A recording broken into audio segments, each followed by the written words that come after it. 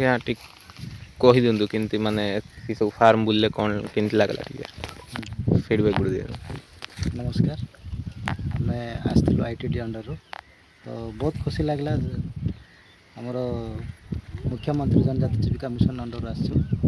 ତ 2 ଦିନିଆ ତାଲିମ ଆମର 22 ଗୋଟି ଚାଷୀଙ୍କୁ ଧରିକି ଆସିଛୁ।